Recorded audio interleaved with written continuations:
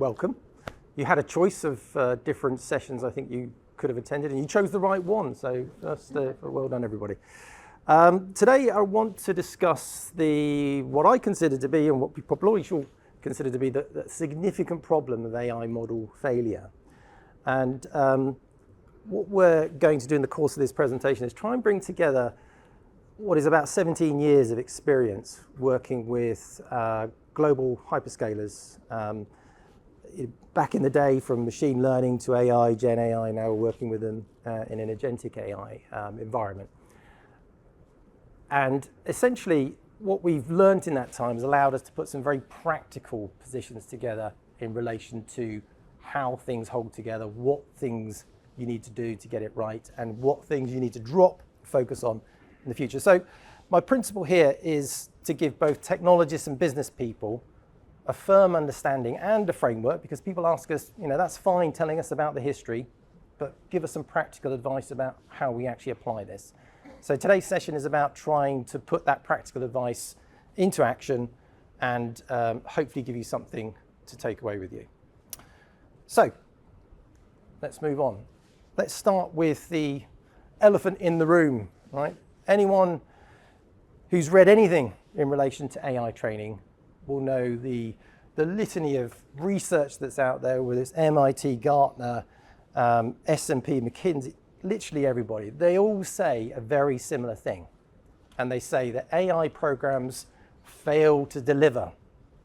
What they mean by that is they fail to deliver an ROI, okay? Not that they don't physically work, they're just not really able to put a business application around it that actually provides them with the structure that they need to go forward. And when you consider that a typical pilot costs between $2 and $5 million, it's a lot of money being thrown down the drain. It's pretty depressing statistics, I'm sure you probably agree. Why on earth would anyone try and do this if all the research is pointing towards this? So I think it doesn't have to be that way, okay? The point of referencing the 17-year history that NashTech has had is that we want to be able to show you how to put this right. If you have started a program, you can change direction if it's not going in the way you expect it to. If you're thinking about starting a program, you've got a use case in mind, this is the type of conversation that you need to be having with yourselves internally, or perhaps with the likes of NashTech. So I guess it's going to be about 20, 30 minutes-ish as a presentation. You can have some questions at the end, of course. If you're desperately interested in raising a question, put your hand up, I'll answer it for you there and then if I can. So let's move forward then. All of this is, as I say, preventable, but there's a root cause at the heart of all this. Does anyone have any ideas of what that root cause might be? Anyone thought you were putting your hand up then? Of course. How much of a problem though? A massive problem. It typically results in about 70% of the reason why models fail. Okay, and I think it's really based on a fundamental misunderstanding about what drives AI success. And this has all been generated, by the way, not from NashTech specifically experience. This has been generated from the industry research, people talking about it in events like this. And they basically say that there's multiple case studies that show that they're just not getting the return on investment that they're expecting to get. And it's not about algorithms. Okay, algorithms, as you've seen from Benedict's presentation and other conversations, it's not about algorithms. Algorithms are no longer the problem that people need to try and fix. It's about data preparation, data training, and the methodologies that you use in order to deploy that. So it was Andrej Karpathy, if I'm not mispronouncing his name, who initially coined the phrase of software 2. Okay, Andrej Karpathy was the ex-AI director of Tesla. And he published a groundbreaking concept of software 2. Probably could have named it something a bit more interesting. But he basically said that this is the reason why AI projects fail. And he set about trying to explain the difference between software 1 mindset versus software 2. And of course, we all lots of us sit in the traditional software 1 mindset where a deterministic logic is, of course, the principal traditional way of doing it. Deterministic logic, if this, then that principle, every possible sequence that you can think of is determined to be able to give you an appropriate piece of software that does the job you need it to do. That's the world we live in. If it doesn't work, you throw more developers at it, debugging it. That tends to be the answer. In a software 2 environment, you're dealing with the principles of probabilistic outputs. It's probably going to be the answer. Not that it definitely is the answer, probably going to be the answer. So therefore, AI is essentially learning from data patterns. Okay, so you have to be able to present the right data to it in order for it to learn from those patterns. So success is fundamentally determined on quality of that data and the methodology that you're applying. It's important for us to understand that.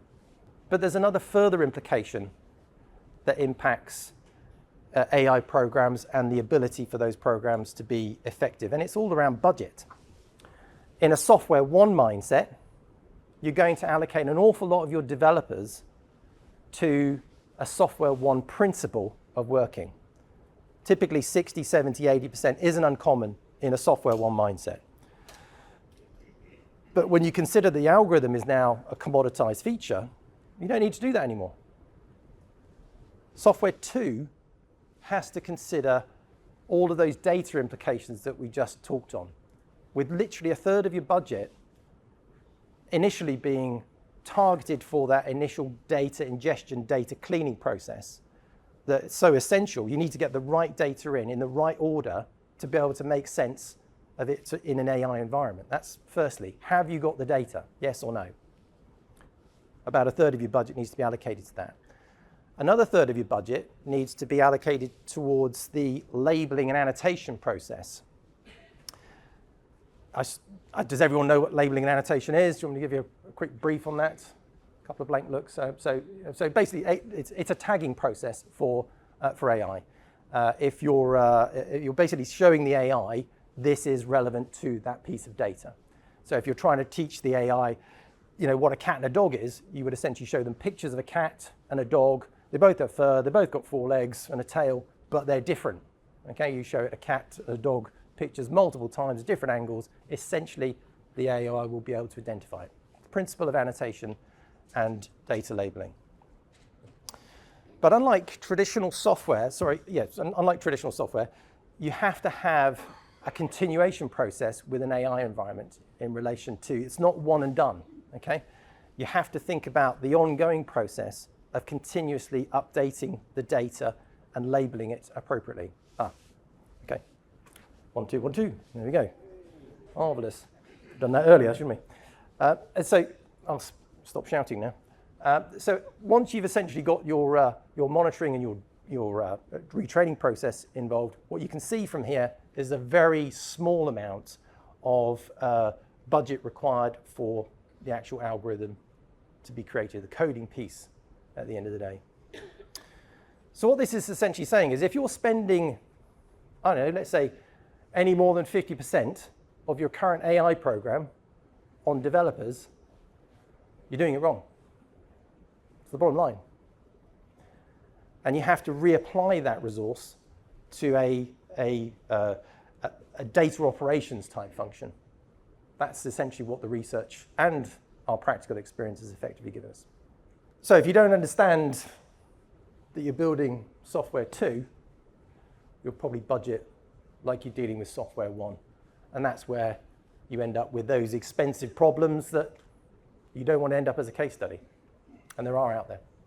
So there's several mistakes that companies typically make. I'm going to run through 4 of them here. And the first one is probably categorized as the most obvious one, which is underinvesting in the actual data preparation process itself. So let's be honest. Data cleaning, it's not glamorous. Data labeling, it's not glamorous either. People rush this process to get through with that sort of labor-intensive piece to get on with the algorithm creation, okay? The more interesting work, or at least the perception that it's more interesting. And of course, if you miss that point, you're essentially putting poor data in, therefore you're going to get poor data out. Garbage in, garbage out principle. I'm sure you've heard of it. The second fatal mistake that people make is thinking, and it's not an illogical position to take on this, but they're thinking about the amount of data they're actually training their AI on. It's not about taking all of that data and training the AI on it. You need to take what is essentially about 80% of that data, train your AI to the point that it gets to an accurate level that you're happy with, and then the 20% that you've effectively held back, you introduce right at the end for effectively confirming that process. And if those two results end up exactly the same, then of course you can be confident actually you've got an AI program, an AI trained program that is probably fit for the next scale of its development. No continuous retrain. This isn't about deploy once and forget. AI is different. It's always being impacted by new sets of data.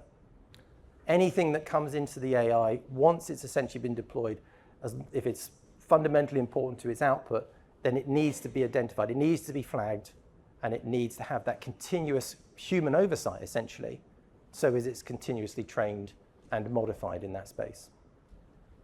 And then the principle of missing human oversight really is about trying to identify people who, not all annotators, not all labelers are the same. So obviously you'll have lots of generalists in the labeling and annotation world that can do this work. But if your business case or your use case is in a medical environment or a legal environment or a linguistic environment, there's no point having generalists to those types of roles. You need to have subject matter experts that are capable, competent to be able to deliver that type of annotation accuracy. Otherwise, the accuracy of your labeling, your annotation, will impact fundamentally the output of your AI. Okay? Now, your AI output will be determined by the accuracy of your labeling. So it needs to be super high. You probably know, but let's cover it anyway. There's 3 levels of AI maturity. You've got the principle of out of the box, the LLMs, which would probably, I think we're probably being generous there, 60, 70%, maybe 50 or 60 might be more accurate, but let's be positive. And now these sorts of activities straight out of the box with no training effectively, no specific training that is, will probably be fine for a generic use case. Let's say a chatbot, some triage, something like that, that might get some of the noise away from some of the activities that you're dealing with. But you're probably going to have a fairly poor customer experience if you do that. I mean, no one's going to be particularly happy about getting 4 or maybe 5 answers wrong every option they've got. So that's not great. How do you fix that? You fix that by training it to level 2. Level 2 is obviously introducing your data and going through the labeling process, the cleaning, labeling, annotation process to make it more refined. Get the answers better for the output that you're looking for. And it's not uncommon that you can achieve probably, in fact, up to around about 90% is not unreasonable. Now, whilst most companies sit in this sort of level 1, this is why the research that we've just been talking about is so bad.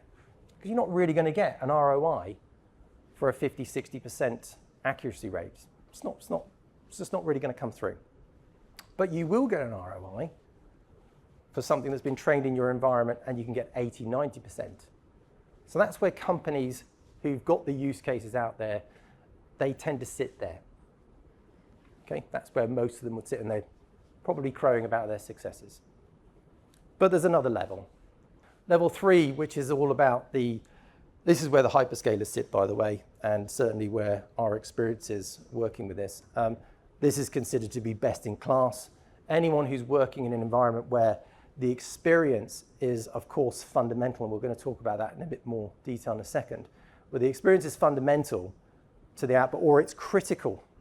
Medical examples, driving examples, that the output of the AI has to be much more significant in terms of its accuracy because of the consequences of getting it wrong. So retraining, continuously retraining and updating, learning will improve the accuracy level to, in fact, 97, 98, 99+%. You're probably not going to get to 100, let's be frank, but you'll get very close to it. Now, why doesn't everyone just do this? Why don't they all just train it up to 100%, or 95% for that matter? Because it costs an awful lot of money, okay? So relatively cheap, somewhat of an investment. Sorry, I'm trying to do this on one slide. Somewhat of an investment here, and then significant investment for level 3. And the difference between level 2 and level 3 in terms of investment is exponential. It's not a a doubling. We're talking trebling, quadrupling, and some. Just to put it into perspective. So it's a significant difference. So I've picked on a couple of industries here just to kind of expand that thought in a bit more detail. We do work quite heavily in the e-commerce space, and I'm picking on that probably for more comfort than anything else in this conversation, where essentially, we could talk about the others in a second, but if you look at e-commerce, for example, the risk level of getting it wrong is relatively low, medium, depending on what you're dealing with. Nobody's going to die, okay, or get injured as a consequence of you getting it wrong. The accuracy levels that you might see in an e-commerce environment might be, say, 75 to 95%. Why the difference? Well, you might have 75% as your training accuracy for something which is relatively straight, maybe a search term that returns some product information for you that gives you some, let's say, 7 or 8 answers out of 10. That'd probably be fine. Most customers would be tolerant of getting 7 or 8 answers back. That's perfectly reasonable. But you'd be less tolerant, your business would be less tolerant if that was a payment gateway. I don't want 75% of my payments going through. I want all of them going through, thank you very much. So again, training the AI in that type of environment obviously has to be done to a higher level. So I'm making the point here, different use cases, even in different industries, require different levels of accuracy. And you can apply that across all sectors. Automotive, we can probably all relate to automotive, is a classic one where you have autonomous vehicles on the roads these days, but you also have AI within vehicles in general. So if you've got an autonomous vehicle, you'd want the braking and steering system to be pretty high, okay? 75% is not going to cut it, 85 is probably still not going to cut it. So they're training those particular aspects as high as they possibly can, okay? How is reasonable. But even in those environments, you might have some tolerance. So I think I put 98% there. Pretty sure you wouldn't be happy getting into an automated car with 98% accuracy if it was braking and steering that was concerned, if you knew about it. But you might be okay getting into a car with 98% accuracy if that was in relation to the reversing sensors, for example. So, again, I'm just really making the point here of different use cases, different scenarios, different outcomes. And of course, things that will drive this are the customer experience, the cost, the regulator in each of these sectors plays a heavy part. And that's essentially what drives these features. So I think we've probably established that data now is pretty important. Okay, data is essentially the new gold, if you like. And if you have it, hold on to it. Okay, it's really going to be the thing that differentiates you from your competition. I think we can probably accept in an AI environment that algorithms are now the commodity. And this learning that I'm talking about here has been garnered on 17, 18 years, I think it is now. It's got to be 18 now. Working with, I can't tell you, unfortunately, because we're signed NDAs that we can't utter a word of what it is that we're specifically doing for them. But the principle is, you can probably guess if you know who they are. But the 17 years we've been working with this particular business, we've been able to learn from them exactly how this process works. And I'm going to set out a framework in a moment, essentially talking through that process. Now, we train, or we get accuracy, let me be clear. The labeling accuracy that we achieve internally for an e-commerce environment is easily 98.5%. So you remember that tolerance I was referring to in the previous slide? That's what we're doing now for a global hyperscaler. What does that mean? Anyone who's working in that space, this is your competition, because that's going to be the new customer experience that people have. So the framework for success is broken into 6 very clear steps. Some of which you'll probably recognize 1, 3, and 5 being maybe more traditional software thinking, and 2, 4, and 6 is considered to be the new AI way of working. And I want to be able to just double click into some of these in a little bit more details. I think it's relevant. Step 1. When thinking about an AI solution, you need to be thinking about, well, is this even relevant for the problem that we've got?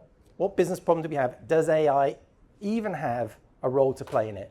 Is RPA better? Is traditional software better? Is a process is anything better than actually training an AI? And you need to be able to set yourself some very clear metrics to be able to measure what good looks like in this space. Now, you have to be able to start with some benchmarks clearly and build out, if you were able to make this work, what would it improve? How would it improve it? How are you going to measure that?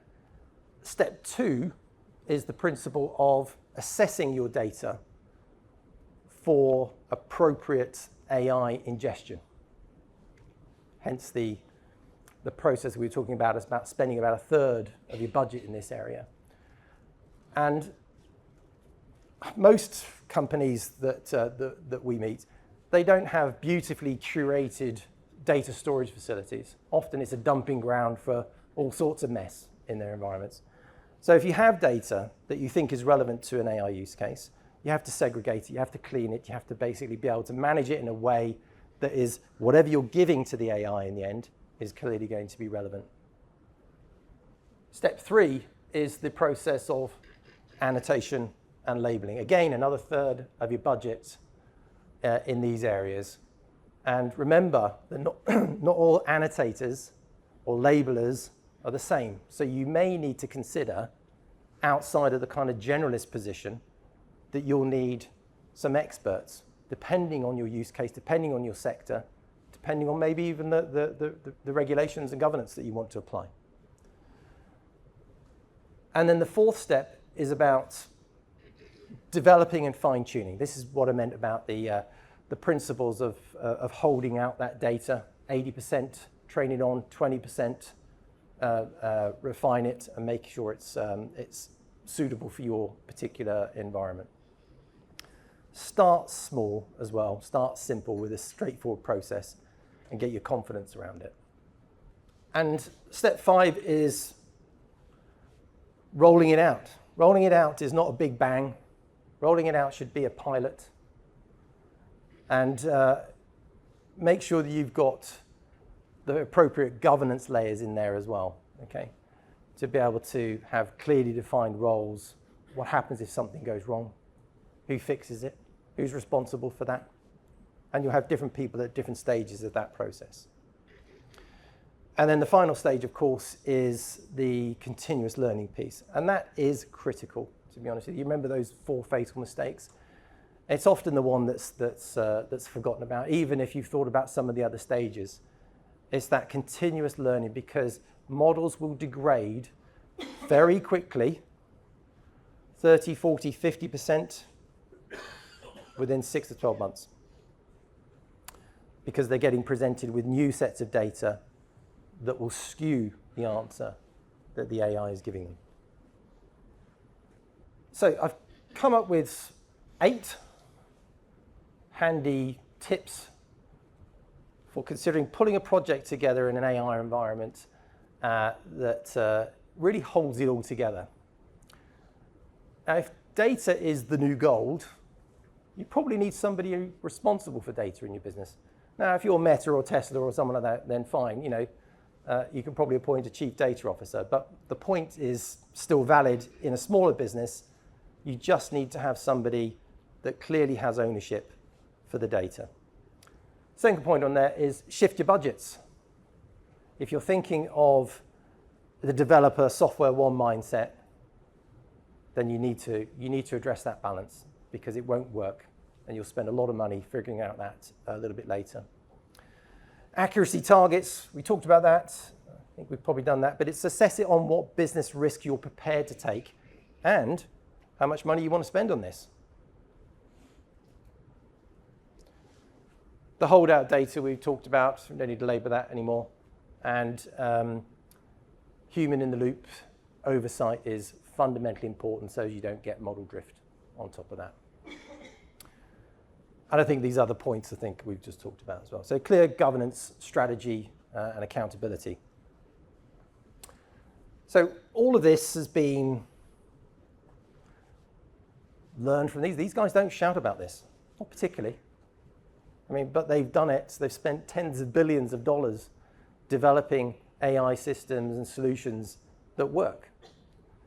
And like I say, whilst they may not be shouting about it, we can take a leaf from their book. We can apply some logic to this. Obviously, we're applying a little bit more than logic in terms of some of the experience. But we don't have to fall into that mistake that lots of other businesses make. They all have feedback loops. From viewer experiences, clicks, the recommendation engines that it drives a huge part of the user experience and revenue as a consequence of that. OpenAI, ChatGPT, obviously the millions and millions of users these guys make feeds that, and of course the driver feedback loop that Tesla has all feeds that continuous learning and gets the accuracy model much higher than it would otherwise be if they didn't have it. But it's not always like that. There's always a couple of case studies out there where it's been a bit of a train wreck, and there's a couple here that are highly publicized, so they can't sue us. McDonald's created an automated voice ordering system for their drive-through facilities, but they rushed the development. They didn't train it on the appropriate data. They didn't have holdout data either. So this is where all these learnings come from, by the way. See how people have done it wrong. And of course, they hadn't considered basic things like customer accents. People speak with different accents. They didn't also consider the fact that actually most of their sites are by busy roads and people turn up in noisy cars. All of that sort of interference wasn't part of their learning. So that feedback loop just wasn't there. And probably, I think it's probably the most famous one of all, maybe you've heard of it, is the IBM Watson medical challenge, which was, of course, a principal AI where they strangely launched the idea that they had this type of solution and they would be able to fix cancer going forward by ingesting all of the cancer research data and then the patient data separately, and then trying to map the two together to provide you with a very specific plan for cancer treatment. Sounds fantastic. But actually, they had a handful of subject matter experts. They uses simulated data, which has its place. You've got patient sensitivities records here. But they effectively didn't follow the steps that we talked about. 4 takeaways for you. I think, if you remember anything from today's presentation, probably remember these particular points. Think about data first, okay? It's your competitive moat, okay? Algorithms, I think, it's an accepted term now, are the commodities. So I think about this in terms of the quality of the inputs you put into training the AI, the relevance of that data against the use case that you've got, and make sure you align your budgets accordingly. Make sure you have a shift to software 2 mindset if it doesn't already exist, okay? The software 1 mindset just doesn't work. And iterate to improve your model if you're intending to do that. I would say don't even start if you can't do that. If you can't continuously iterate to improve it, it will basically be back to square one within a very short space of time, the generic model. The humans in the loop is an important piece to remember, because I think certainly when we're budgeting for these things, we're thinking actually we need to be able to create a generic sort of labeling or annotation process, but actually experts are fundamentally important in this. And if you're planning to scale, which you inevitably will be, make sure you've got the appropriate guardrails around governance to make sure that you can scale appropriately. So, thank you very much. That's all from me. I'm happy to take any questions if you have any. Yeah, no, I think that's perfectly reasonable. And so the whole synthetic data principle with Watson, they created, but they didn't use any of their own data that they could have been able to get. So patient data is a sensitive area. No, I mean it sounds like a particularly complicated nuance that you've got there, but it's so I mean I think typically speaking though, just in terms of the quality versus quantity argument, Yeah. so obviously quality first. End of. Okay, but you still need to have a reasonable amount of quantity to be able to. Well, you got to retest it. Correct. Yeah. Exactly. So, and if you're using synthetic data in many cases, then you have to think. And of course, AI can generate edge cases as well as the other kind of. Do images, it gets set up. Correct. X-rays, Yeah. Well, that's essentially what happened at the IBM environment. That's what these guys did. Have you seen their case study? No. I'll dig it out. If you give me your name and details, I'll send it to you. Actually, maybe some strong correlation there. Is that okay? Yeah. Take that back. Any other questions from anyone? Yeah, I mean, hyperscalers are hyperscalers. They've got their particular marketplace, their nuances that they bring to the marketplace, and I think. You're going to find the hyperscalers obviously want to focus on infrastructure and the kind of foundational models, I guess, with working with AI. Either companies themselves have to fund this type of training, finding the resources, subject matter experts, maybe data as well. Could be any number of different things. Maybe they don't have their data. Lots of companies do, but not everybody does. And they're going to need to rely on partners for that. And that's obviously where the likes of NashTech comes into things. That's essentially why my particular team exists, because we plug that gap. We're not trying to encroach on the hyperscalers. They will always be the deployment model in those environments, and we can't improve on that position, not anytime soon. Any other questions? Good. I hope you found it useful anyway, and thank you very much for your time.